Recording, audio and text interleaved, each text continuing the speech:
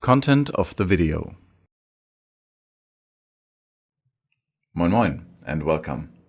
Let's have a look at the Shopware directory structure. For this I have some slides ready here, and then I will show you in the IDE the same thing in more detail.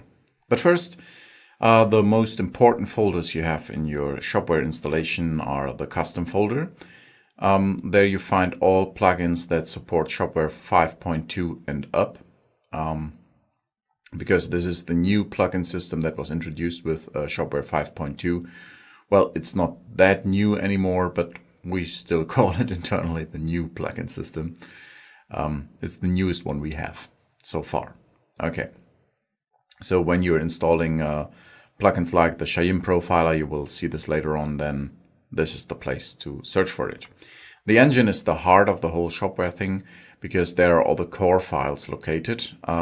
Basically, you don't want to touch this unless you are creating a plugin for your theme that supports older Shopware versions as well, because in the engine folder there is as well a folder for plugins from the old plugin system.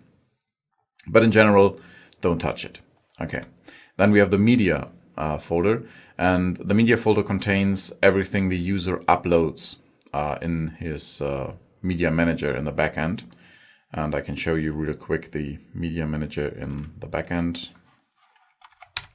Here we have the Shopware backend, and in the content section here above, you see the media manager, and then you can just add files, or you have, for example, the product stuff, the product images, like this little, I don't know, I guess it's the jacket. And you can as well upload new files, and everything that is in here gets uploaded to the media folder that you can see here. But as I said, usually you don't touch this as well.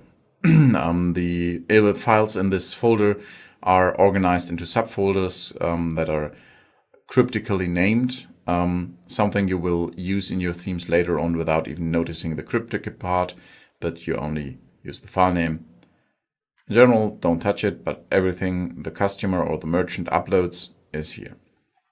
Okay, and then there is the themes folder, which is your workplace, so to say, because all themes, as you may have guessed, are located here in the themes folder. There are always two theme folders inside here, which is the responsive and the bare folder, that are from Shopware. Don't touch them and don't copy them. Okay, I will say this in detail later on, but every theme you create should start from scratch, okay? Because of the inheritance system, I will explain later. But I can say it now as well. Don't copy or override or change the responsive or the bare theme, okay? Always do your own stuff in your own folder. The last thing here is the var and the web folder.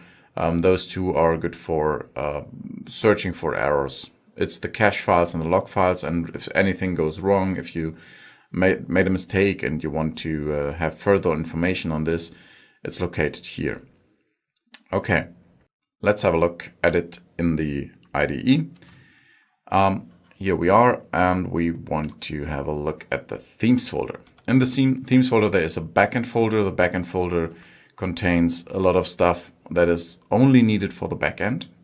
So we don't need to know anything about it, because this is stuff Shopware changes, not you. Then we have the front end. The front end contains the bare and the responsive. So themes front end is your workplace, and there you have the bare theme and the responsive theme. The bare theme contains all HTML stuff, and the responsive contains all JavaScript and less stuff. When we have a deeper look in the bare folder, you have the documents folder. This is for generating documents like invoices or stuff like this. Then we have the front end folder. There is all HTML for showing the storefront. Then we have newsletter. Newsletter is indeed for showing newsletters. And then we have the widgets folder. The widgets folder is basically the same as the front end folder, but a little bit different, because when you have your storefront, okay, and you want to have everything cached because it's quicker to just serve files that are already generated instead of generating them all the time. You want still have little tiny bits of HTML you want to have always fresh from the database and not cached. For example, the button that shows how much you already have in your basket. Because if you cache this and everyone gets the same, everyone would have the same amount that the first customer had. So this is done in Shopware via widgets. And these widget calls are done via ESI tags, and they are loading stuff without caching it, basically. So what that means is, if you search for HTML to change in the front end folder, which would be the default to look, and you don't find it, it may be in the widgets folder. Although you will learn later on how you find stuff without having to know where it may be located beforehand. But let's first start here in the front-end folder. As you can see in the bare front-end folder, there are a lot of subfolders.